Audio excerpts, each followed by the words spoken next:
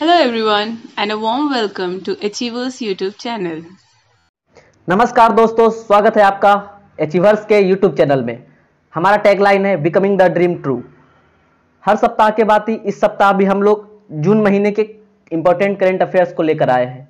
आगे आने वाली सभी परीक्षाओं के मद्देनजर हम लोगों की टीम के द्वारा आपके लिए जनवरी 2020 तक के महत्वपूर्ण करंट अफेयर्स के सेक्शन को कवर करने का निर्णय लिया गया है, जो आगामी परीक्षाओं में बहुत ही ज़्यादा महत्वपूर्ण रहने वाला है। तो इसलिए पिछले सप्ताह हम लोगों ने जुलाई मंथ का इंपॉर्टेंट करंट अफेयर्स का वीडियो लेकर आया था और इस सप्ताह आपके लिए जून महीने के करंट अफेयर्स के वीडियो को लेकर आए हैं। आशा है कि आप लोग वीडियो को बहुत अच्छी तरीके से प्यार दीजिएगा, इसे लाइक कीजिएगा, शेयर कीजिएगा, सब्सक्राइब कीजिएगा। हमारी ओर से कोई कसर नहीं है।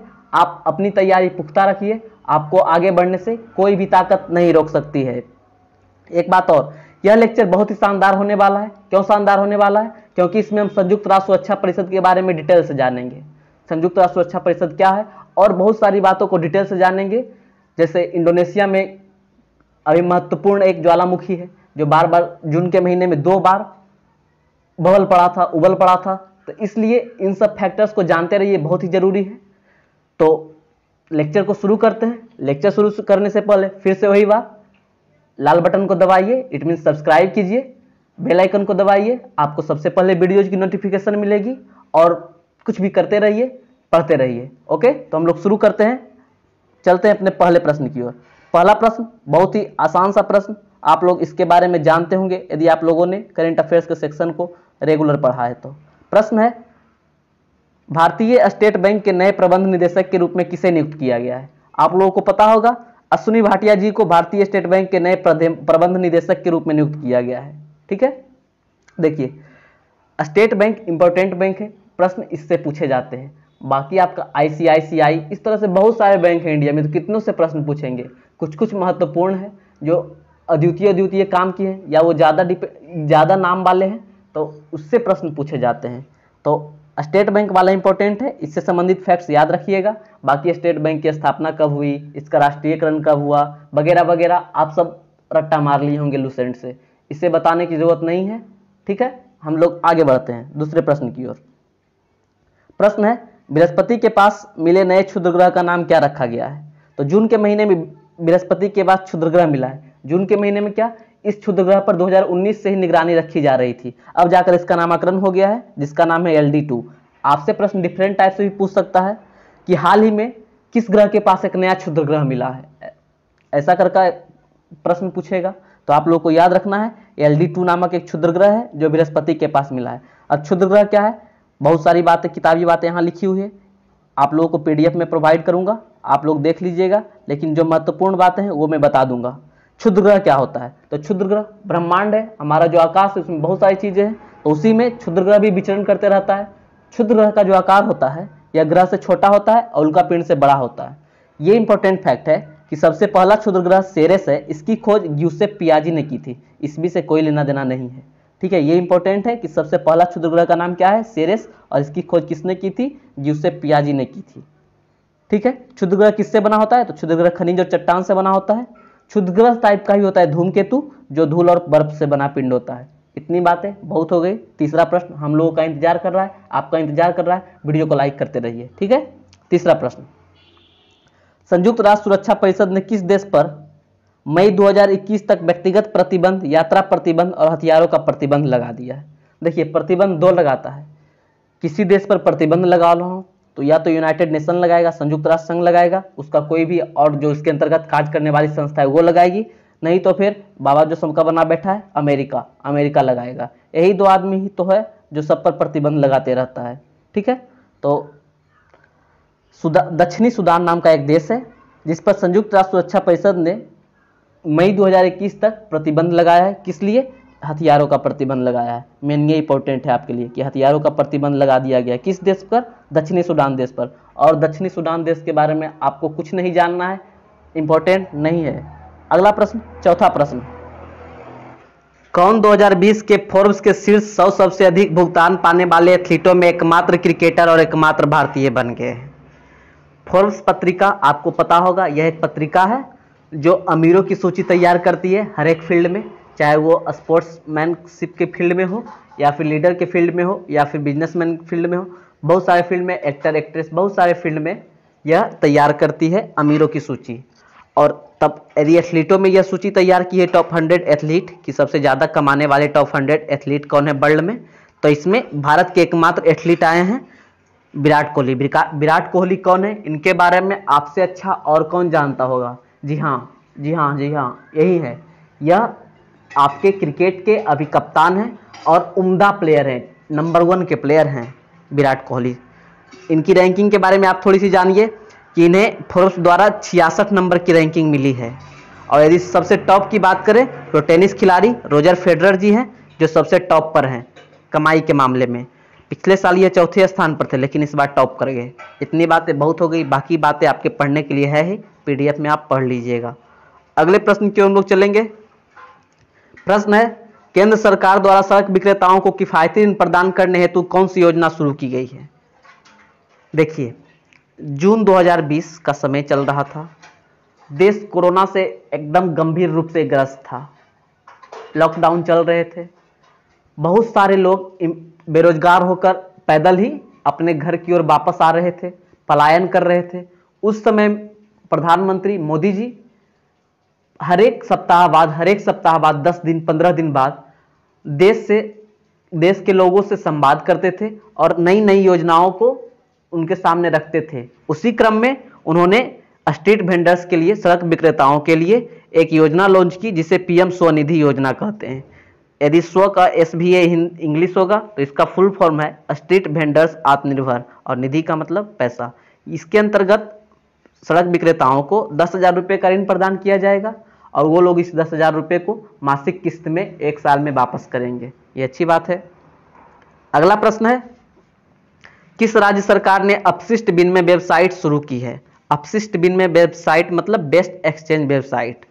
इस आंध्र प्रदेश की सरकार ने अपशिष्ट विनिमय वेबसाइट शुरू की है। दरअसल यह क्या है? ये है कि इसमें सरकार आपके घर से कचरा उठाएगी। जहरीले कचरे बहुत सारे होते हैं, गंदे गंदे कचरे होते हैं, तो उन कचरों को उठाएगी और बहुत बढ़िया तरीके से, बहुत ही सुरक्षित तरीके से उसे मैनेजमेंट करेगी। यही इनका मकसद है। और ये आंध्र प्रदेश ऐसा टाइप का वेबसाइट बनाने वाला भारत का पहला राज्य बन गया है। देखिए, अभी NTPC की एग्जाम आपके लिए आने वाली है जो आप लोगों के लिए महत्वपूर्ण है। NTPC के साथ साथ ग्रुप D भी होगा। ओके, तो आंध्र प्रदेश के बारे में कुछ ऐसे फैक्ट्स हैं जो आपको जानते रहने चाहिए, जो हाईलाइटेड है और जो आपसे पूछे जाएंगे। जैसे देश का जो सबसे नया वाला हाई कोर्ट है, ये कौन है? आपको पता होगा। जी हाँ, आंध्र प्रदेश हाई कोर्ट है, अमरावती का। यह 1 जनवरी 2019 से ही बना था। नया राज्य बना है तेलंगाना, लेकिन हाई कोर्ट जो सबसे बना है नया वो आंध्र प्रदेश के अमरावती में बना है। इंपॉर्टेंट फैक्ट है, बहुत ही इंपॉर्टेंट है, याद रखिएगा। ठीक है। और हाँ, यदि आंध्र प्रदेश की बात हो रही हो तो तिरुपति बालाजी की मंदिर की भी बात करना बहुत ही जरूरी है। प्रश्न ऐसे नहीं पूछेगा कि तिरुपति बालाजी का मंदिर कहाँ है, बहुत ही रेयरली केस में पूछेगा। प्रश्न आपसे पूछेगा इस तरह से कि तिरुपति बालाजी को मंदिर को अन्य किस नाम से जाना जाता है, या तिरुपति बालाजी को अन्य किस नाम से जाना जाता है? तो कलयुग बैकुंठम, मतलब कलयुग में बैकुंठ मतलब स्वर्ग हिंदू धर्म में, तो कलयुग बैकुंठम के नाम से जाना जाता है। और इतनी बातें बहुत हो गई आंध्र प्रदेश के बारे में, और कुछ महत्वपूर्ण बातें आपको पता होगी। एक महत्वपूर्ण बात और मुझे याद आया कि श्रीहरिकोटा, इसरो का जो सैटेलाइट छोड़ता है जहाँ से, अंतरिक्ष केंद्र जो है श्रीहरिकोटा में है, सतीश धवन अंतरिक्ष केंद्र, यह आंध्र प्रदेश में ही है। इतनी बातें आंध्र प्रदेश के बारे में बहुत हो गई। अब हम लोग अगले प्रश्न की ओर चलेंगे। अगला प्रश्न है, किस यूरोपीय देश के साथ भारत ने ऊर्जा सहयोग पर एक समझौता ज्ञापन पर हस्ताक्षर किया है? तो डेनमार्क ने भारत के साथ एक ऊर्जा सहयोग पर हस्ताक्षर किया है। ठीक है, इसके अंतर्गत भारत और डेनमार्क के बीच एनर्जी ऊर्जा से संबंधित कुछ डील हुए हैं। ठीक है, क्या डील हुई है इसके बारे में आपको नहीं जानना है और ना ही मैं बताऊंगा, बस याद रखना है कि डील हुई है किससे? डेनमार्क से। ठीक है, अगला प्रश्न, इसके बारे में थोड़ा सा आपको जानना पड़ेगा। किसे प्रतिष्ठित विश्व खाद्य पुरस्कार 2020 से सम्मानित किया गया है? तो रतन लाल, आप लोगों ने शायद नाम सुना हो, रतनलाल को विश्व खाद्य पुरस्कार 2020 से सम्मानित किया है। ये कौन है, इनके बारे में आप जानिए। भारतीय अमेरिकी मृदा वैज्ञानिक रतनलाल, मतलब अभी अमेरिका में रह रहे हैं, मूल रूप से भारतीय हैं। कौन, रतनलाल। 2020 का विश्व खाद्य पुरस्कार दिया जाएगा। अच्छा, ये आपके लिए इंपॉर्टेंट होता है कि यह जो प्रेस्टिजियस अवार्ड है विश्व खाद्य पुरस्कार, सबसे पहले किसे मिला था? तो सबसे पहले भारतीय कृषि वैज्ञानिक डॉक्टर एम.एस. स्वामीनाथन को मिला था। Doctor MS. स्वामीनाथन के बारे में आपको पता होगा, ये कौन थे? भारत के हरित क्रांति के जनक थे। हरित क्रांति भारत का सबसे महत्वपूर्ण क्रांति है जो भारत को आत्मनिर्भर बनाया खाने पीने के मामले में। हरित क्रांति ही बहुत ही महत्वपूर्ण क्रांति थी। इसके जनक एम.एस. स्वामीनाथन, आप लोग याद रखिएगा। अगला प्रश्न है, किस राज्य सरकार ने राज्य के ग्रामीण क्षेत्रों के वरिष्ठ नागरिकों हेतु पंचवटी योजना शुरू की है? तो हिमाचल प्रदेश की सरकार ने वरिष्ठ नागरिकों, एडल्ट्स के लिए पंचवटी योजना शुरू की है। क्या है पंचवटी योजना? नाम से आपको पता चल रहा है पंचवटी। पंचवटी मतलब उद्यान, पार्क। तो इसमें पार्क बनेंगे, बहुत सारे पार्क बनेंगे, और पार्क भी होंगे वो औषधीय पार्क बनेंगे, जो महत्वपूर्ण पार्क है। स्वास्थ्य के लिए भी महत्वपूर्ण है और पर्यावरण के लिए भी महत्वपूर्ण है। ये किसके अंतर्गत आएगा? तो ग्रामीण विकास विभाग की योजना, महात्मा गांधी रोजगार गारंटी अधिनियम 2005, मनरेगा। आप लोगों ने गांव गिराव बहुत जगह इसके पोस्टर लगे हुए देखे होंगे कि ये रोड मनरेगा के तहत बना है, ये सड़क मनरेगा के तहत बना है, उसी मनरेगा के तहत ये भी बनेगा। ठीक है, इसमें पार्क और उद्यान स्थापित किए जाएंगे, जैसा कि मैं पहले बता चुका हूँ। ठीक है, अगला प्रश्न, किस राज्य सरकार ने राज्य के पर्यावरण मंत्रालय का नाम बदलकर पर्यावरण और जलवायु परिवर्तन मंत्रालय करने का निर्णय लिया है? नाम बहुत सारे चेंज हो रहे हैं, लेकिन ये राज्य सरकार जो है अपना पर्यावरण मंत्रालय का नाम चेंज किया और उसको पर्यावरण और जलवायु परिवर्तन मंत्रालय कर दिया। किस सरकार ने किया? महाराष्ट्र। महाराष्ट्र सरकार अभी बहुत ही हाईलाइटेड है। ठीक है, महाराष्ट्र से संबंधित जितनी भी बातें होगी आपके लिए बहुत बहुत महत्वपूर्ण होगी। आपको याद रखना है, महाराष्ट्र के महत्वपूर्ण तथ्यों को ध्यान रखिएगा, क्योंकि ये अभी बहुत ही महत्वपूर्ण है। तो कुछ बातें मैं भी आपको बता देता हूं। इसकी राजधानी आपको पता होगी मुंबई है। देखिए, जो बड़ा वाला राज्य होता है वो अपना शीतकालीन राजधानी बनाता है। ठीक है, तो इसकी शीतकालीन राजधानी नागपुर। नागपुर को क्या कहते हैं? संतरों का शहर कहते हैं। बाकी इसका एरिया वाइज रैंकिंग क्या है वो आपको पता होगा। तीसरा है एरिया वाइज रैंकिंग, किसके किसके बाद? राजस्थान और मध्य प्रदेश के बाद। वैसे आपको सभी राज्यों की एरिया वाइज रैंकिंग ट्रिक्स के सहित याद करनी है। वीडियो का लिंक डिस्क्रिप्शन में है, एक बार विजिट करके आइए और जाकर देखिए, बहुत ही मजा आएगा, आपको उसी समय याद हो जाएगा। यहाँ की जो महत्वपूर्ण कुछ चीज़ें दर्शनीय स्थल हैं, जैसे अजंता की गुफाएं, एलोरा की गुफाएं। एलोरा की गुफाएं में कैलाश मंदिर, एलिफेंटा की गुफाएं, ये सब इम्पोर्टेंट है। क्यों? क्योंकि ये सब यूनेस्को का विश्व धरोहर स्थल है। ठीक है, अब बाकी मुंबई और उसके फिल्म इंडस्ट्री के बारे में क्या कहना, यह आपको पता होगा कि मुंबई को भारत की वाणिज्यिक राजधानी कहा जाता है। ठीक है, इतनी बातें बहुत हो गई। इसका एक नृत्य है जो बार बार आपसे एग्जाम में पूछा जाता है, लावनी। लावनी और तमाशा इसका बहुत ही महत्वपूर्ण नृत्य है। और एक जल विद्युत परियोजना, ये भी आपसे एग्जाम में, आपके एग्जाम में पूछी जाती है। यह है कौन? कोयना जल विद्युत परियोजना। ये कौन नदी पर है? नाम से ही कोयना जल विद्युत परियोजना कोयना नदी पर है। वैसे आपको किसी भी राज्य से संबंधित पूरी बातों को जाननी है तो हमारी वेबसाइट www.achieversweb.in पर जाइए, उधर होम सेक्शन में क्लिक कीजिए, जीएस के सेक्शन में जाइए। ज्योग्राफी में जाने के बाद स्टेट वाइज नोट्स को आप पढ़ सकते हैं, डिटेल्ड लिखा हुआ है, महत्वपूर्ण फैक्ट्स हैं, उसे याद कीजिए। महाराष्ट्र क्यों है हाईलाइटेड, कुछ देर में आपको मैं बताऊंगा, क्योंकि उससे संबंधित एक और प्रश्न आने वाले हैं। ठीक है, अगले प्रश्न की हम लोग चलेंगे। अगला प्रश्न है, प्रसिद्ध धावक बॉबी मोरो का हाल ही में निधन हो गया, वह किस देश से संबंधित थे? देखिए, बॉबी मोरो प्रसिद्ध धावक थे, कहाँ के? अमेरिका के प्रसिद्ध धावक थे। बस इतनी बातें बॉबी मोरो के बारे में याद रखनी है और कुछ नहीं। अगला प्रश्न, येल विश्वविद्यालय द्वारा जारी द्विवार्षिक पर्यावरण प्रदर्शन सूचकांक के हाल ही में जारी 12वें संस्करण में भारत की रैंक क्या है? तो यह पर्यावरण प्रदर्शन सूचकांक है, इसलिए महत्वपूर्ण है क्योंकि अभी पर्यावरण संवर्धन से संबंधित पूरे विश्व, पूरा देश बहुत सारी परियोजना चला रही है, बहुत सारा सूचकांक जारी कर रहा है। तो कुछ कुछ सूचकांक आपके लिए महत्वपूर्ण है, तो उसी के अंतर्गत येल विश्वविद्यालय द्वारा जारी यह प्रदर्शन भी आपके लिए इम्पोर्टेंट है। यह द्विवार्षिक है जैसा कि प्रश्न बता चुका है। तो इसमें 2020 में भारत का स्थान 168वां रहा है। अब थोड़ा सा ये जानिए क्या है। ये तो आपको प्रश्न से पता चल गया कि ये रैंकिंग येल विश्वविद्यालय जारी करती है और ये भी द्विवार्षिक है। तो इसके पहले 2018 में आया होगा रैंकिंग। 2018 में भारत ने 177 रैंक हासिल किया था। अब 2020 में 168वां रैंक हासिल किया है। इसका मतलब भारत प्रोग्रेस पर है। यह बहुत ही अच्छी बात है। Keep it up. ठीक है, बस बहुत हो गई। अगले प्रश्न है किसे medal of the order of Australia के लिए चुना गया है? तो यह शोभा शेखर को medal of the order of Australia के लिए चुना गया है। शोभा शेखर कौन है? तो भारतीय संगीतज्ञ हैं, नृत्य करती हैं।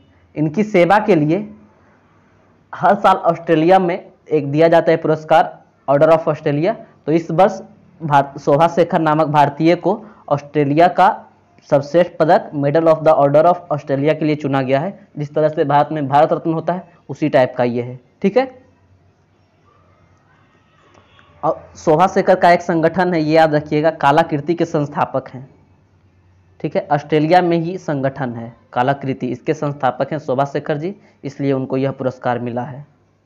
ठीक है, अब यह पदक क्यों दिया जाता है ये मैं बता चुका हूँ। थोड़ा सा देख लीजिए कि यह पदक वैश्विक या घरेलू स्तर पर ऑस्ट्रेलिया में योगदान करने वाले व्यक्तियों को प्रदान किया जाता है। जिस तरह से भारत में भारत रत्न भारत में योगदान करने वाले व्यक्तियों को दिया जाता है, उसी तरह से ऑस्ट्रेलिया में योगदान करने वाले व्यक्तियों को यह दिया जाता है। ठीक है, अगले प्रश्न की ओर हम लोग चलेंगे। फिर से एक रैंकिंग वाला प्रश्न है। इंस्टीट्यूट फॉर मैनेजमेंट डेवलपमेंट द्वारा संकलित वार्षिक विश्व प्रतिस्पर्धात्मक सूचकांक 2020 में भारत का रैंक क्या है?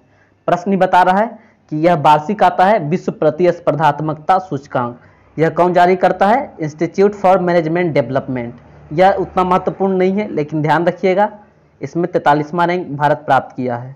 पिछली क्या थी ये तो और भी महत्वपूर्ण नहीं है आपके लिए। इंस्टीट्यूट फॉर मैनेजमेंट डेवलपमेंट द्वारा जो जारी रैंकिंग किया गया है उसमें भारत का 43वां स्थान है। अगले प्रश्न की ओर हम लोग चलेंगे, उसके पहले मैं थोड़ा सा जल ग्रहण कर लूँ। अगला प्रश्न है, दिसंबर 2021 में किस देश में एशियाई युवा पैरा खेलों का चौथा संस्करण आयोजित किया जाएगा? पैरा खेल है, विकलांगों के लिए है, विकलांगों का नया नाम दिव्यांग है, सॉरी। तो दिसंबर 2021 में एशियाई युवा पैरा खेल का चौथा संस्करण आयोजित किया जाएगा। यह कहाँ किया जाएगा? बहरीन में किया जाएगा। एशियाई युवा पैरा खेलों का चौथा संस्करण है यह। ठीक है, इसके पहले 3 और अन्य संस्करण हो चुके हैं जो हो चुके हैं, इसके बारे में आपको नहीं जानना है। अगला कहाँ होना है इसके बारे में आप लोग बस जानिए। संयुक्त राष्ट्र द्वारा विश्व भर में मनाए जाने वाले अंतर्राष्ट्रीय योग दिवस 2020 का थीम क्या था? जैसा कि पैटर्न चेंज हो चुका है, अपडेट ना पूछकर उसकी थीम पूछे जा रहे हैं, तो उसी क्रम में एक प्रश्न और कि अंतर्राष्ट्रीय योग दिवस 2020 का थीम क्या था?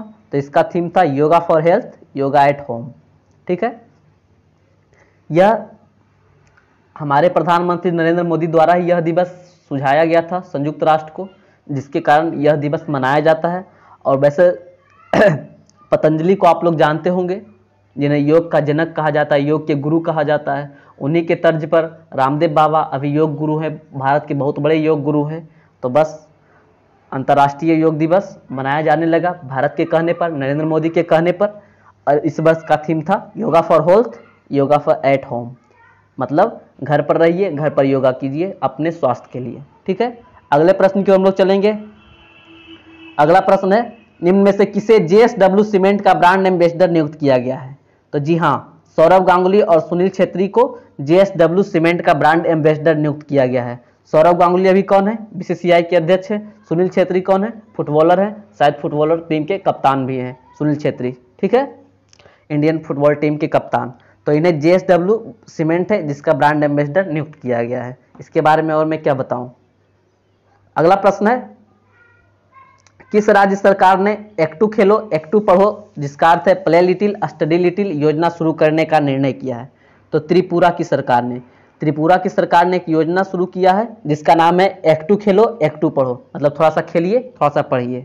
ठीक है, देखिए कोविड-19 पैंडेमिक के कारण जो भी सबका पढ़ाई का नुकसान हो रहा है, तो सोच रहे हैं ये लोग कि हम लोग मोबाइल्स के माध्यम से, टैबलेट्स के माध्यम से या लैपटॉप्स के माध्यम से जैसे भी वो बच्चों तक शिक्षा पहुंचाएं। तो इसके लिए उन्होंने मोबाइल के जरिए ही एक योजना शुरू की है जिसका नाम है प्ले लिटिल स्टडी लिटिल। मतलब इसमें थोड़ा सा वो लोग पढ़ाएंगे और थोड़ा सा स्पोर्ट्स टाइप का एक्टिविटी देंगे, मतलब खेल खेल में पढ़ाई करवाएंगे।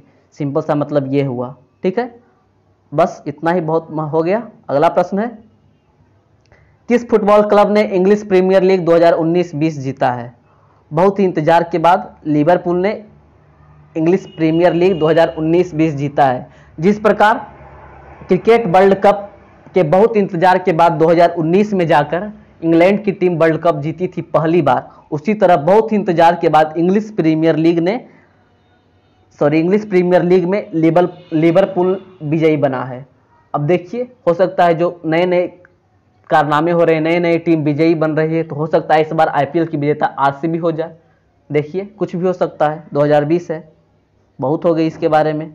अगले प्रश्न की ओर हम लोग चलेंगे। अगला प्रश्न है, माउंट मेरापी एक सक्रिय ज्वालामुखी जिसमें जून 2020 में 2 बार विस्फोट हुआ, किस देश में है? तो माउंट मेरापी के बारे में शायद आप लोग जानते होंगे। यह सक्रिय ज्वालामुखी है, मतलब मान लीजिए कि 21st सेंचुरी 21वीं शताब्दी का सबसे सक्रिय ज्वालामुखी यही है। कौन? माउंट मेरापी, जो कहाँ है? इंडोनेशिया का ज्वालामुखी है। अच्छा, इंडोनेशिया में बहुत सारे ज्वालामुखी हैं, जिसमें 130 के लगभग जो ज्वालामुखी है वो सक्रिय है। क्यों है? क्योंकि इंडोनेशिया का लोकेशन आप लोगों को पता होगा। इंडोनेशिया इंडियन ओशियन में आता है, विषुवत रेखा के नज़दीक है, इसलिए ऐसा होते रहता है इसके साथ। अच्छा, इंडोनेशिया के कुछ फैक्ट्स जो आपके लिए महत्वपूर्ण होंगे रेलवे के एग्जाम्स के लिए, कि इसकी राजधानी जो जाकर्ता है, इसको हटाकर कालीमंतान किया जा रहा है। क्यों?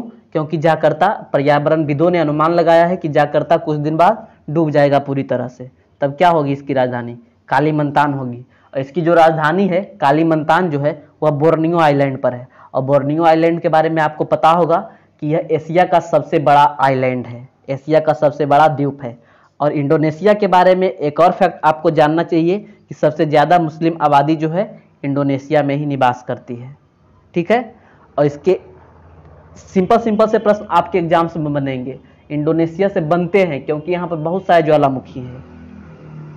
इसके जो कुछ द्वीप है वो आपको याद रखना है। सुमात्रा द्वीप है, जावा द्वीप है, बोर्नियो तो मैं बता ही चुका हूँ, ठीक है। ये सब द्वीप बहुत ही महत्वपूर्ण है, बार बार एग्जाम्स में पूछे जाते हैं। इंडोनेशिया बहुत ही महत्वपूर्ण देश है आपकी परीक्षा के लिए, इसे जानते रहिएगा। मैं बहुत सारी बात बता चुका हूँ, ठीक है। अगले प्रश्न की ओर हम लोग चलेंगे। प्रश्न है, legend of Suheldev the king who saved India पुस्तक के लेखक कौन है? तो इस पुस्तक के लेखक, इस टाइप की किताब कौन लिखते हैं? अमिश त्रिपाठी जी लिखते हैं। जैसे Sita the warrior of Mithila, Ikshvaku के वंशज, इस टाइप के बुक ये लिखते हैं। थोड़ा सा धार्मिक प्रवृत्ति के बुक लिखते हैं। बाकी बुक से रिलेटेड मैंने एक वीडियो पहले ही बना रखी है, लिंक नीचे दे दूंगा, जाइए। उसमें जनवरी से लेके अगस्त तक के किताबों का संकलन किया हुआ है जो आपके परीक्षा के लिए महत्वपूर्ण होंगे, उसे जाकर देखिए। यह किताब आपको पता चल रहा है सुहेलदेव के बारे में, जो कौन है? एक किंग है। ये बहुत प्राचीन किंग, मतलब 15वीं से 16वीं शताब्दी के बारे में बात करती है यह किताब, ठीक है। अगले प्रश्न की हम लोग चलेंगे। अगला प्रश्न है, अंतर्राष्ट्रीय ओलंपिक दिवस किस दिन मनाया जाता है? तो यह 23 जून को मनाया जाता है, अंतर्राष्ट्रीय ओलंपिक दिवस। ओलंपिक की बात हो रही है तो आपको पता होगा कि जो अगला समर ओलंपिक होने वाला है, होना था इसी साल, लेकिन एक साल आगे कोविड-19 के कारण बढ़ा दिया गया है। इस टोक्यो में होना है, जापान के टोक्यो में।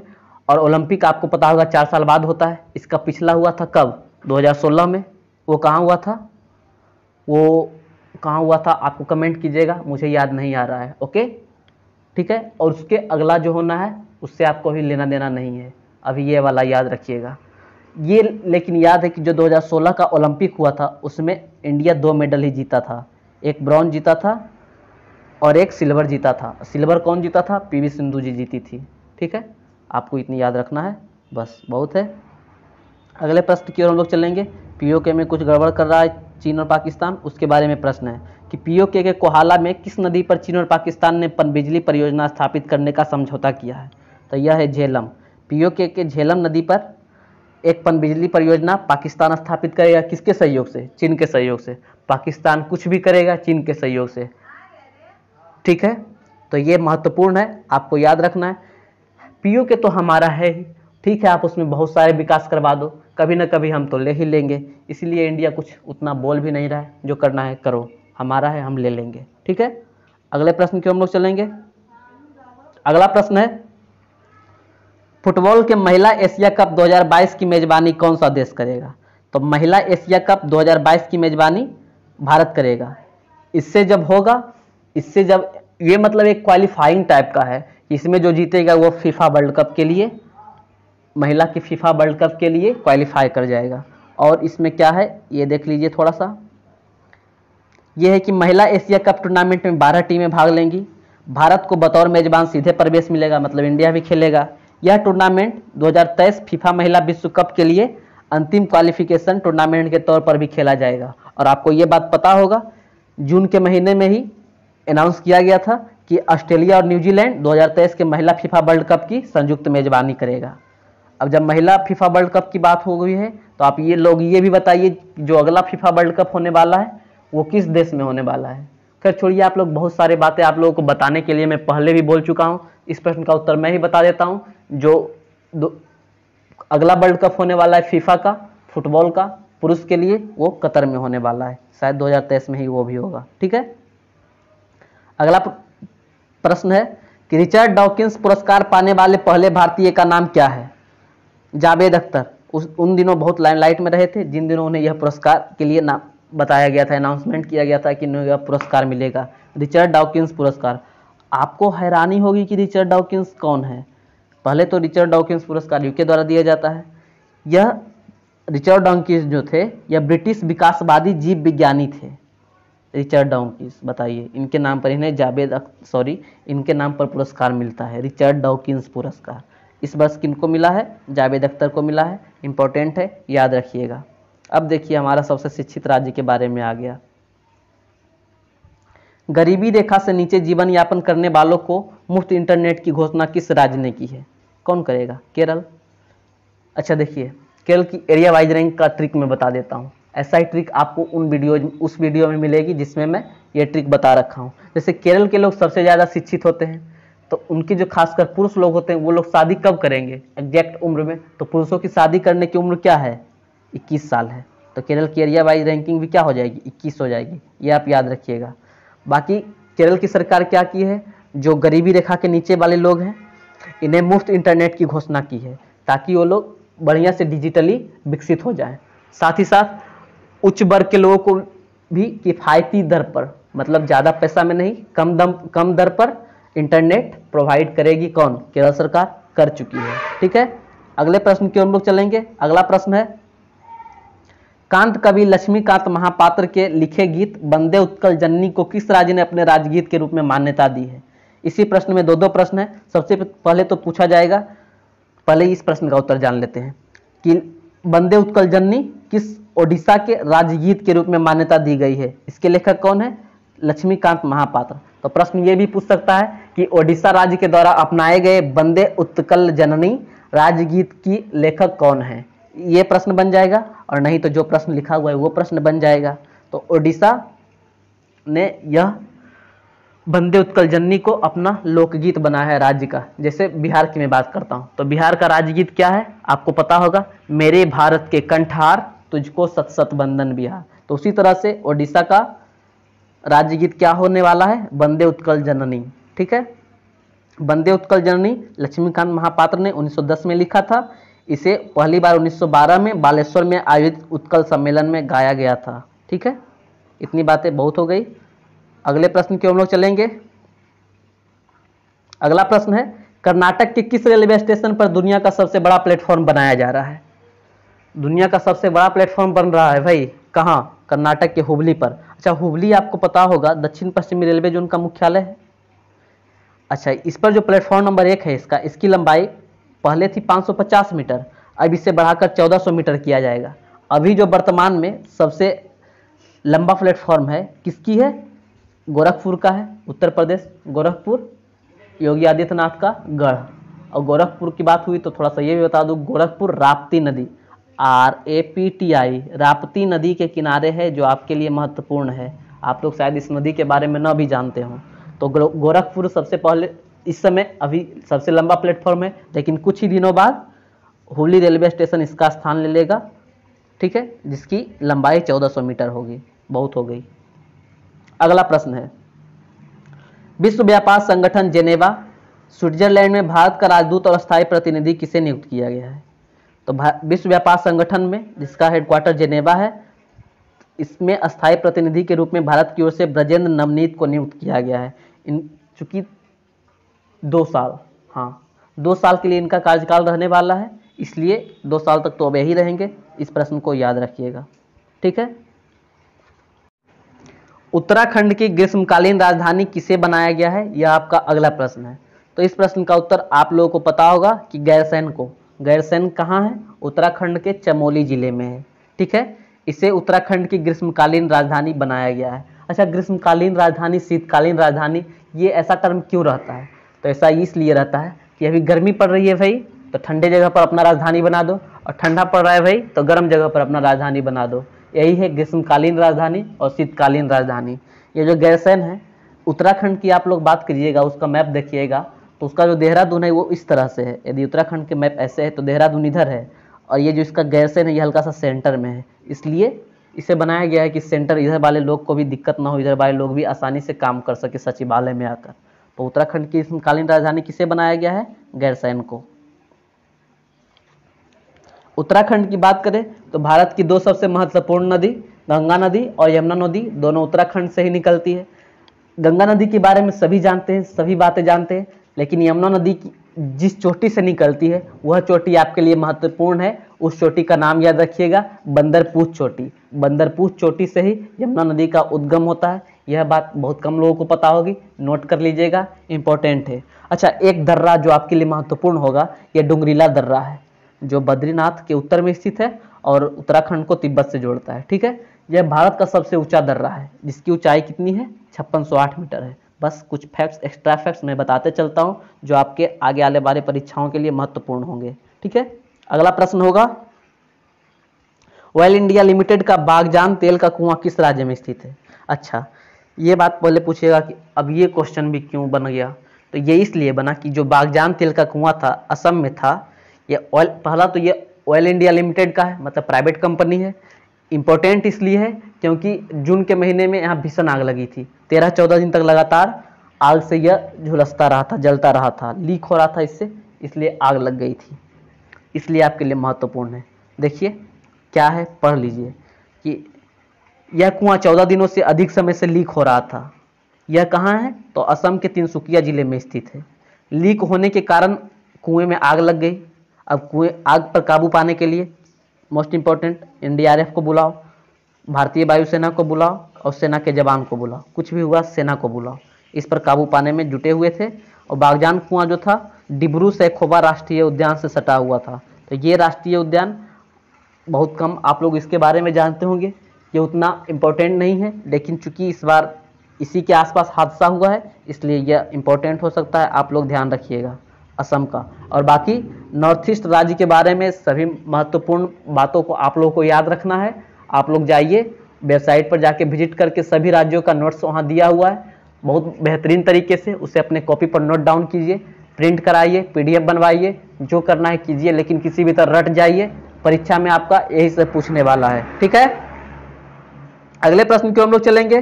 फिर से उत्तराखंड आ गया। अगला प्रश्न है, उत्तराखंड राज्य में किस स्थान पर सरकार द्वारा जैव विविधता पार्क खोला गया है? इंडिया में इस तरह का पहला पार्क है जैव विविधता पार्क, तो हल्द्वानी में, उत्तराखंड के हल्द्वानी में सरकार द्वारा जैव विविधता पार्क खोला गया है। अच्छा, जैव विविधता पार्क क्या है? यह भी उसी तरह का है, ठीक है। जैव विविधता पार्क है कि इस पार्क में वनस्पतियों का संरक्षण मिलेगा, ठीक है। इसे उत्तराखंड के फॉरेस्ट रिसर्च विंग की करीब 18 एकड़ जमीन पर विकसित की गई है। यह आपके लिए महत्वपूर्ण नहीं है, ये इंपॉर्टेंट है आपके लिए कि इस पार्क में बुद्ध वाटिका और पुलवामा शहीदों के याद में एक वाटिका बनाई है और पार्क में 40 से ज़्यादा औषधीय पौधे भी लगाई गई है। तो चूंकि पुलवामा शहीदों के याद में एक वाटिका बनाई गई है इसलिए यह आपके लिए महत्वपूर्ण हो जाता है। यह आपसे डायरेक्टली ये भी पूछा जाता है कि किस राज्य में पुलवामा शहीदों की याद में एक वाटिका बनाई गई है? तो इस प्रश्न का उत्तर होगा उत्तराखंड। बहुत ही डीप जाके प्रश्न है, इसलिए जब तक आप लोग पढ़ेंगे नहीं तब तक आप लोगों से ये प्रश्न बनेगा नहीं। जिस प्रकार आप लोगों ने यदि मूवी देखी हो मांझी द माउंटेन मैन, तो उसमें बोलते हैं नवाजुद्दीन सिद्दीकी साहब, जब तक तोड़ेंगे नहीं तब तक छोड़ेंगे नहीं। उसी तरह से जब तक पढ़िएगा नहीं तब तक इस क्वेश्चन को बनाइएगा नहीं। ठीक है, ये प्रश्न देखिए। प्रश्न है 14 जून 2020 को जिस प्रसिद्ध व्यक्तित्व सुशांत सिंह राजपूत का निधन हुआ वो क्या थे? बिहार के बेहतरीन कलाकार थे। कौन? सुशांत सिंह राजपूत अभिनेता थे। इन्हीं के कारण महाराष्ट्र पूरा चर्चा में बना हुआ है। मैं कुछ देर पहले आपसे बोला था कि महाराष्ट्र क्यों चर्चा में बना हुआ है, इसका मैं कारण आगे आने वाले प्रश्न में बताऊंगा। तो जी हाँ, सुशांत सिंह राजपूत का निधन हुआ। कथित तौर से यह आत्महत्या है, लेकिन अभी रियलिटी क्या है यह अभी तक कंफर्म नहीं हुआ है। केस सीबीआई को सौंपा जा चुका है। इसके साथ साथ दिशा सालियान और बहुत सारे केसेस के बारे में डिटेल निकल रही है। इस पर बहुत सारी बहस है। इस केस के बारे में डिटेल से आपको जानना है तो रिपब्लिक भारत चैनल पर जाइए, आपको अर्नब गोस्वामी इसकी डिटेलिंग करते नजर आ जाएंगे। ठीक है, और मैं इसके बारे में कुछ नहीं बोलूँगा। सुशांत सिंह राजपूत जहाँ भी है अभी, रेस्ट इन पीस। ओके, बस। अगला प्रश्न है संयुक्त राष्ट्र सुरक्षा परिषद की अस्थायी सदस्यता के लिए एशिया प्रशांत समूह से दावेदारी करने वाला इकलौता देश कौन सा है? ये देखिए, हमारा भारत है। एशिया प्रशांत समूह से दावेदारी करने वाला इकलौता देश है। अब थोड़ा सा हम लोग जानते हैं संयुक्त राष्ट्र सुरक्षा परिषद के बारे में डिटेल से। उसके कुछ दिन बाद ही भारत जब दावेदारी प्रस्तुत किया एशिया पैसिफिक सीट से, उसके कुछ दिन बाद ही भारत को सुरक्षा परिषद का अस्थायी सदस्य चुन लिया गया 8वीं बार। अब इसके बारे में हम लोग डिटेल से जानते हैं। पहले संयुक्त राष्ट्र सुरक्षा परिषद के बारे में जानते हैं कि संयुक्त राष्ट्र सुरक्षा परिषद क्या है, क्यों इंपॉर्टेंट है। तो देखिए, संयुक्त राष्ट्र सुरक्षा परिषद जो है संयुक्त राष्ट्र संघ के 6 प्रमुख अंगों में एक महत्वपूर्ण अंग है, जिसका उत्तरदायित्व है शांति और सुरक्षा बनाए रखना। जिस तरह से संयुक्त राष्ट्र संघ की स्थापना 1945 में हुई, तो उसी तरह से इसकी स्थापना भी 1945 में हुई है और हेडक्वार्टर न्यूयॉर्क है। सदस्य राष्ट्रों की बात करें, यह आपके लिए महत्वपूर्ण है। इसमें 15 सदस्य होते हैं, जिसमें से 5 अस्थायी होते हैं और 10 अस्थायी होते हैं। अस्थायी लोग 2 साल के लिए चुने जाते हैं और अस्थायी तो अस्थायी है। अस्थायी का मतलब ये इसलिए है क्योंकि इन्हें स्पेशल वीटो पावर मिलता है। मतलब किसी भी चीज़ को यदि इन 5 लोग में कोई भी एक अपना वीटो पावर लगा दे तो वो प्रस्ताव पारित नहीं होगा। ठीक है, और देखिए डिटेल से जो लिखा हुआ है, अस्थायी सदस्य में कौन कौन है? चीन है, फ्रांस है, रूस, ब्रिटेन और यूएसए है।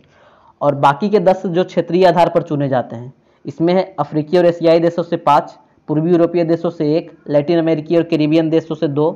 इसी तरह से है, उसी में भारत एशियाई पैसिफिक सीट से अपनी दावेदारी प्रस्तुत करने वाला इधर का एक ही देश था। ठीक है, सुरक्षा परिषद में मूल रूप से 11 सदस्य थे, 65 में इन्हें बढ़ाकर 15 किया।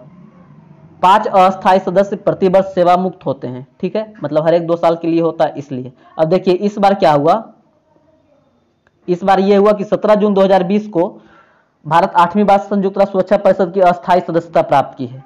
इन्हें 128 वोट चाहिए था, लेकिन इन्हें 184 वोट मिला। ये बहुत ही महत्वपूर्ण है कि इंडिया का इतना देश सपोर्ट कर रहा है।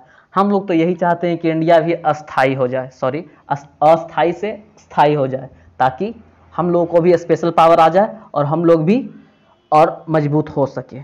ठीक है, और अभी के जो 75वीं सत्र के लिए संयुक्त राष्ट्र महासभा के 75वीं सदस्य के लिए अध्यक्ष का भी चुनाव हुआ, जिसमें तुर्की के बोल्कन बोजकीर को अध्यक्ष चुना गया। इसके पहले नाइजीरिया के तिजानी मोहम्मद बंडे संयुक्त राष्ट्र महासभा के अध्यक्ष थे। इतनी बातें बहुत हो गई संयुक्त राष्ट्र सुरक्षा परिषद के बारे में। अब हम लोग बढ़ते हैं अपने अगले प्रश्न की ओर। अगला प्रश्न बहुत ही शानदार कि बिहार खादी मॉल का ब्रांड एम्बेसडर इनमें से किसे बनाया गया है? तब पंकज त्रिपाठी को बिहार खादी मॉल का ब्रांड एम्बेसडर बनाया गया है। पंकज त्रिपाठी आप लोग वाकिफ होंगे। ठीक है, खासकर मिर्जापुर वेब सीरीज यदि आप लोगों ने देखी हो तो पंकज त्रिपाठी एक्टिंग तो बहुत खतरनाक करते हैं, बहुत ही बेहतरीन कलाकार है, उम्दा कलाकार है। ठीक है, पंकज त्रिपाठी बिहार के ही अपने गोपालगंज के हैं। ठीक है, तो बिहार खादी मॉल का ब्रांड एम्बेसडर इन्हें बनाया गया है। अगला प्रश्न है मरियाना ट्रेंच तक पहुंचने वाली दुनिया की पहली महिला कौन है? देखिए कैथी सुलिवान है। शायद आप लोग कैथी सुलिवान को जानते हो, यह एक अंतरिक्ष यात्री भी है। ये अंतरिक्ष में भी चहलकदमी कर चुकी है और जो मरियाना ट्रेंच है, समुद्र का सबसे गहरा, पैसिफिक ओशियन प्रशांत महासागर में है मरियाना ट्रेंच, वहां पहुंचने वाली पहली महिला बन गई है। ठीक है, यह समुद्र की सतह से करीब 7 मील नीचे है। यहाँ इनके पहले 7 और लोग आ चुके हैं, यह 8वें इंसान है और पहली महिला है ये कारनामा करने वाली। इतनी बातें बहुत हो गई।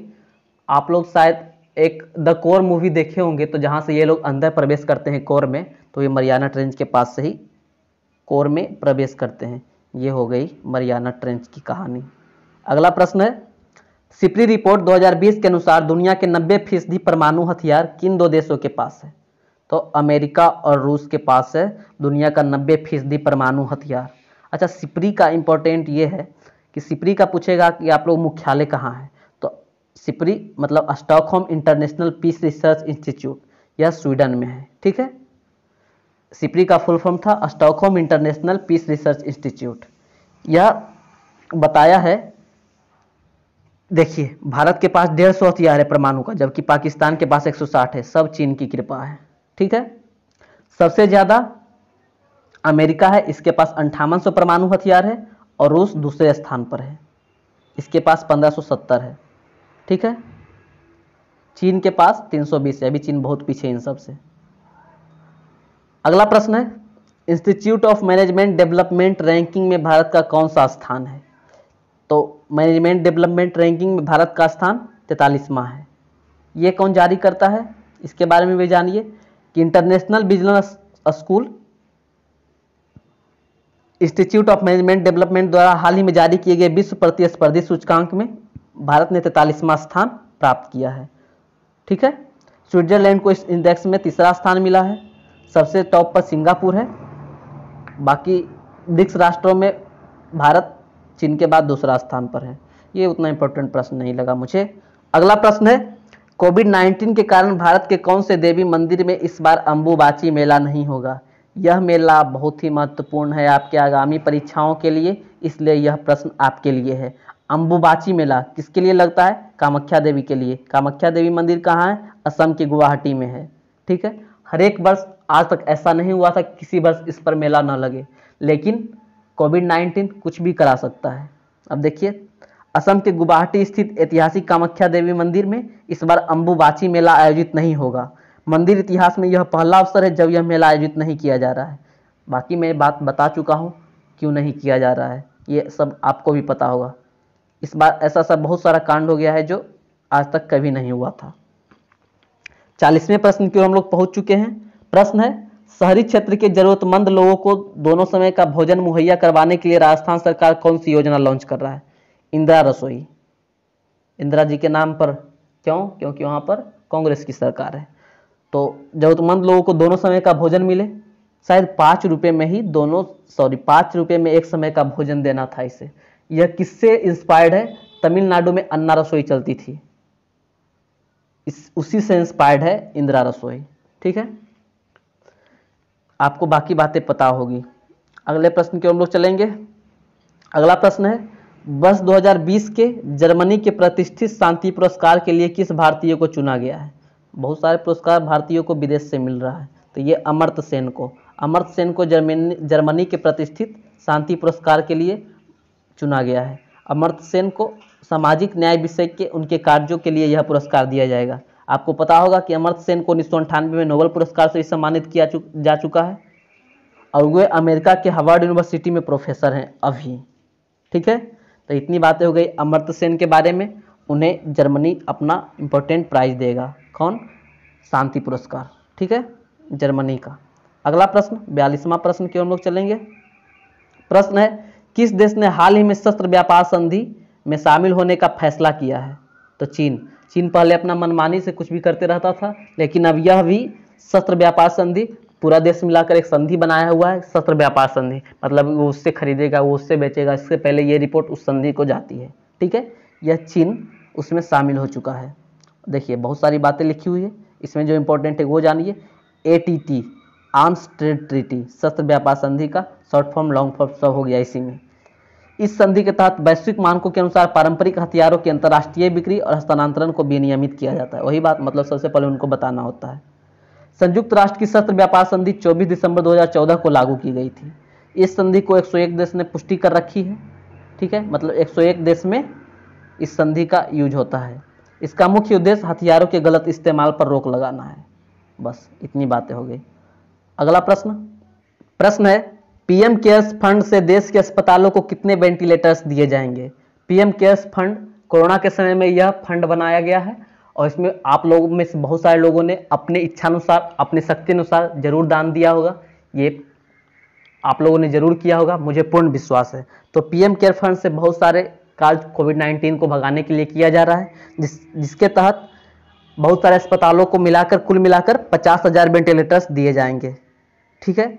और इसके बारे में ज़्यादा बातें आपको नहीं जाननी है। पीएम केयर्स फंड में दान करना चाहते हैं तो यदि आप लोग इंटरेस्टेड हैं तो नीचे लिंक दे दूंगा पेटीएम का, ठीक है, उसके यूपीआई का, आप लोग जाकर दान कर सकते हैं, ठीक है।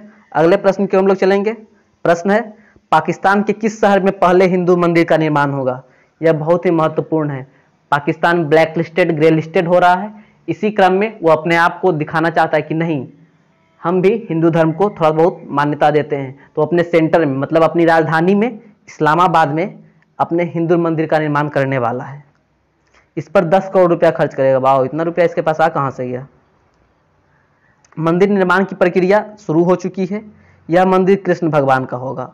मंदिर का निर्माण इस्लामाबाद के कहाँ किया जाएगा उससे हमें कोई लेना देना नहीं है, ठीक है। अगले प्रश्न की हम लोग चलेंगे। योग दिवस से रिलेटेड प्रश्न है, योग से रिलेटेड प्रश्न है, भारत के बाहर दुनिया का पहला योग विश्वविद्यालय किस देश में शुरू किया गया है? यह ऐसा पहली दफा हुआ है कि भारत के बाहर विदेश में योग विश्वविद्यालय खुला है। किसके नाम पर खुला है यह भी इंटरेस्टिंग है। तो सबसे पहले तो ये जानिए कि अमेरिका में पहला योग विश्वविद्यालय खुला है जो इंडिया से बाहर है। नाम है इनका स्वामी विवेकानंद के नाम पर है।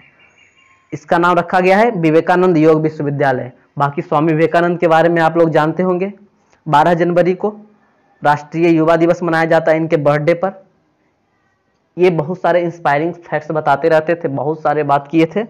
इन्होंने अमेरिका में जाकर एक तगड़ा व्याख्यान दिया था, जिसके कारण वहाँ के लोग भी इनसे इंस्पायर्ड है और उन्हीं के नाम पर इस विश्वविद्यालय का नाम रखा गया है विवेकानंद योग विश्वविद्यालय। अगला प्रश्न है, 2020 का ई पंचायत पुरस्कार किस राज्य को मिला है? ई पंचायत मतलब क्या? इलेक्ट्रॉनिक पंचायत। पहले तो ये जानिए कि हिमाचल प्रदेश को ई पंचायत पुरस्कार मिला है। अब ये ई पंचायत ये होता है कि टेक्नोलॉजी के सेक्टर में इसने बूस्टअप कराया पंचायतों को, ठीक है, डिजिटली बढ़ावा दिया है पंचायतों को, इसलिए हिमाचल प्रदेश को ई पंचायत पुरस्कार मिला है। बस इस सब प्रश्न के बारे में और ज़्यादा बातें नहीं जाननी है। हिमाचल प्रदेश के बारे में फैक्ट्स भी आपको मैं पहले कई बार बता चुका हूँ। पहले जम्मू कश्मीर राज्य था, अब नहीं है। तो अब हिमाचल प्रदेश को एप्पल स्टेट ऑफ इंडिया कहा जाता है, मिनी स्विट्जरलैंड, खजियार को कहा जाता है और बहुत सारे बातें हैं। सबसे ज़्यादा मशरूम का उत्पादन हिमाचल प्रदेश में होता है। ये सारी बातें हैं हिमाचल प्रदेश के बारे में। बाकी पढ़ना है, वेबसाइट पर विजिट कीजिए, वहाँ बाकी बातें आपको मिलेगी। अगला प्रश्न है, नासा के मुख्यालय का नाम बदलकर किसके नाम पर रखा गया है? तो नासा के मुख्यालय का नाम बदलकर मैरी W जैक्सन के नाम पर रखा गया है, ठीक है। नासा का हेडक्वार्टर कहाँ था? इस बात की जिक्र NTPC की यदि आप लोग सेट देखते होंगे तो उसमें 1-2 दिन पहले वाले सेट में की गई थी। यदि आप लोग NTPC के सेट नहीं देखते हैं तो जाकर देखिए। मैं इस प्रश्न को नहीं बताऊंगा, सीक्रेट है, आप लोग वहां जाकर देखिए, उसका जवाब वहां पाइए, ठीक है। तो नासा के मुख्यालय का नाम बदलकर मैरी W जैक्सन के नाम पर किया गया है। नासा के प्रक्षेपण क्षेत्र के बारे में मैं जरूर बताऊंगा, केप कैनबेरल है, ठीक है, ये याद रखना है। नासा का प्रक्षेपण केंद्र केप कैनबेरल। अब ये कौन थी? Mary W Jackson. तो ये तो आपको लग रहा होगा कि यह एरोस्पेस इंजीनियर थी, पहली महिला इंजीनियर थी जो नासा में शामिल हुई थी। ये गणितज्ञ भी थी। इन्हें 2019 में मरने के बाद कांग्रेसनल गोल्ड मेडल प्रदान किया गया था, ठीक है। इतनी बातें मैरी W जैक्सन के बारे में बहुत हो गई। 48वें प्रश्न के हम लोग पहुंच चुके हैं, अब ज़्यादा दूर नहीं है हम अपने लक्ष्य से। प्रश्न है, वर्ष 2020 की रिपोर्ट के अनुसार स्विस बैंकों में धन जमा करवाने के मामले में भारत कौन से स्थान पर है? 77वें स्थान पर। वाह, बहुत पैसा जा रहा है स्विस बैंक में। स्विस बैंक मतलब क्या? स्विट्जरलैंड का बैंक, स्विट्जरलैंड का बैंक। अच्छा, वहाँ लोग पैसा क्यों जमा करने के लिए तुले रहते हैं? ऐसा इसलिए कि उस पर टैक्स नहीं कटता है, वहाँ पैसों पर टैक्स नहीं कटता है, वो लोग इन्फॉर्मेशन किसी को शेयर नहीं करते हैं, वो लोग इन पैसों से अपना काम करते हैं और ज़रूरत पड़ने पर ये लोग अपना पैसा वापस ले आते हैं। वही हुआ स्विस बैंक में पैसा जमा करना, उसी को हम लोग काला धन बोलते हैं।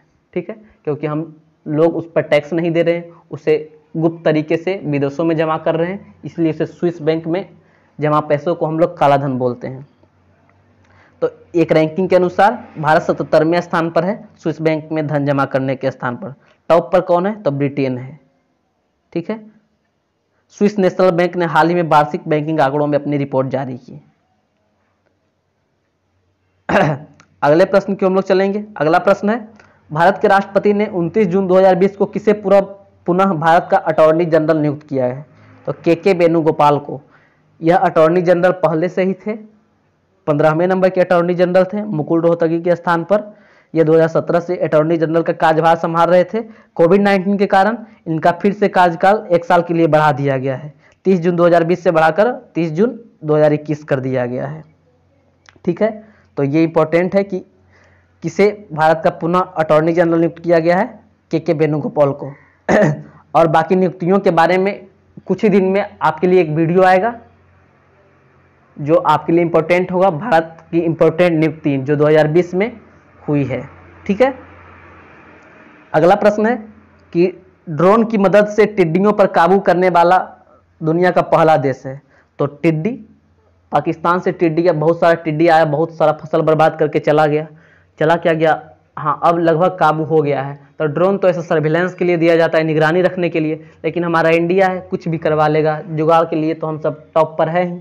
तो उसी की ड्रोन की मदद से हम लोग टिड्डी पर काबू पाने वाले पहले देश बन चुके हैं। ठीक है, बाकी इसके बारे में और मैं क्या बताऊं। अगले प्रश्न की ओर मैं चलूंगा। प्रश्न है, किस इकाई ने अल्ट्रा स्वच्छ नामक कीटाणु शोधन इकाई विकसित की है? तो यह रक्षा अनुसंधान विकास संगठन डीआरडीओ ने अल्ट्रा स्वच्छ नाम की कीटाणु शोधन इकाई विकसित की है। यह आपके फ़ोन, लैपटॉप मतलब पर्सनल यूज की चीज़ें के लिए यह कीटाणु शोधन इकाई है। उस पर आप स्प्रे करके उसे साफ कर सकते हैं, मतलब कीटाणु से उसे बचा सकते हैं। यही है अल्ट्रा स्वच्छ नामक कीटाणु शोधन इकाई। ठीक है, अगले प्रश्न की हम लोग चलेंगे। अगला प्रश्न है, तथ्य आधारित सटीक जानकारी के साथ कोविड-19 के बारे में गलत सूचना के प्रसार को रोकने हेतु संयुक्त राष्ट्र ने कौन सी पहल शुरू की है? तो देखिए, कोई भी बड़ा चीज़ पहले होता है, कोई भी बड़ी बीमारी या कोई भी बड़ा चीज़ हुआ वो फैलता है, तो उसके साथ साथ बहुत सारी गलतफहमियां, बहुत सारे गलत बातें फैलती है जो आपका नुकसान करती है, समाज का नुकसान करती है, देश का नुकसान करती है। तो संयुक्त राष्ट्र ने इसी को रोकने के लिए वेरीफाइड नाम का एक पोर्टल बनाया, वेरीफाइड नाम की एक पहल शुरू किया है, जिसके अंतर्गत कोविड-19 के बारे में गलत सूचना के प्रसार को रोका जाएगा। अच्छा, अब जैसे आप लोग देखते होंगे, व्हाट्सएप एक ऐसा विश्वविद्यालय है जहां पर पिछले कुछ दिनों से, पिछले कुछ महीनों से हर एक दिन नया नया नुस्खा आ रहा था कोविड-19 के बचाव के लिए। अलग अलग अमृतबान आ रहे थे, अलग अलग अमृत दवाई आ रही थी, ये खा लीजिए, ये पी लीजिए, इम्यूनिटी बढ़ जाएगा, आप लोग ठीक हो जाएंगे, ये दवा लीजिए, वो दवा लीजिए। तो प्लीज़ व्हाट्सएप विश्वविद्यालय पर आप लोग भरोसा ना करें। प्लीज़ आप लोग अपने नज़दीकी चिकित्सक से जाकर संपर्क करें और तभी कोई दवाई लें। बाकी ऐसी बहुत सारी न्यूज़ फैलते रहती है, क्योंकि जंगल में आग की तरह फैलती है फेक न्यूज़। अगला प्रश्न है, दादा भाई नौरोजी की जीवनी भारतीय राष्ट्रवाद के अग्रणी नौरोजी नामक पुस्तक के लेखक कौन है? तो देखिए, यह प्रश्न इसलिए आया कि हार्वर्ड यूनिवर्सिटी से जून 2020 में इसे पब्लिश किया है। तो दादा भाई नौरोजी की जीवनी है, दिनेर पटेल द्वारा लिखा गया है। मई 2020 में हार्वर्ड यूनिवर्सिटी ने इसे प्रकाशित किया था। इतिहासकार दिनकर पटेल की दादा भाई नौरोजी की जीवनी थी यह। अगले प्रश्न की हम लोग चलेंगे। पहले इस प्रश्न का एक बात और मैं भूल गया कि दादा भाई नौरोजी पर ये पुस्तक है, बहुत ही महत्वपूर्ण पुस्तक है। पुस्तक का नाम है भारतीय राष्ट्रवाद के अग्रणी नौरोजी। इसके लेखक आप लोग याद रखिएगा कौन है? दिनेर पटेल। दिनेर पटेल किस पुस्तक के लेखक हैं? भारतीय राष्ट्रवाद के अग्रणी नौरोजी। याद रखिएगा, बहुत ही महत्वपूर्ण है। अगला प्रश्न है, अंकटाड की वर्ल्ड इन्वेस्टमेंट रिपोर्ट 2020 के अनुसार 2019 में प्रत्यक्ष विदेशी निवेश के प्राप्तकर्ता के रूप में भारत की स्थिति क्या है? तो भारत की स्थिति इसमें 9वां है। प्रत्यक्ष विदेशी निवेश ये क्या होती है? इस प्रश्न का उत्तर भी आप लोगों को जवाब में देना है कि प्रत्यक्ष विदेशी निवेश क्या होती है। इसके बारे में आप लोग कमेंट कीजिए और अंक टाड का फुल फॉर्म भी आप लोग कमेंट कीजिएगा। हम अगले प्रश्न की ओर चलेंगे। अंतिम प्रश्न है यह। प्रश्न है, इंसानों को अंतरिक्ष में ले जाने वाली पहली निजी कंपनी का नाम क्या है? तो इंसानों को अंतरिक्ष में ले जाने वाली पहली निजी कंपनी का नाम है स्पेस एक्स। ऐसे अंतरिक्ष में जाना होता था तो रूस की अंतरिक्ष इकाई द्वारा अंतरिक्ष में जाते थे लोग। तो अब यह स्पेस एक्स अमेरिका का है। यह एक बार भेज चुका है 2 लोगों को, 2 अंतरिक्ष यात्रियों को यह अंतरिक्ष में भेजा है। ठीक है, स्पेस एक्स के मालिक कौन है? एलन री मस्क है। अच्छा, ये जो ले गया है अंतरिक्ष को, अंतरिक्ष यान का नाम जानिए। इस अंतरिक्ष यान का नाम क्रू ड्रैगन है।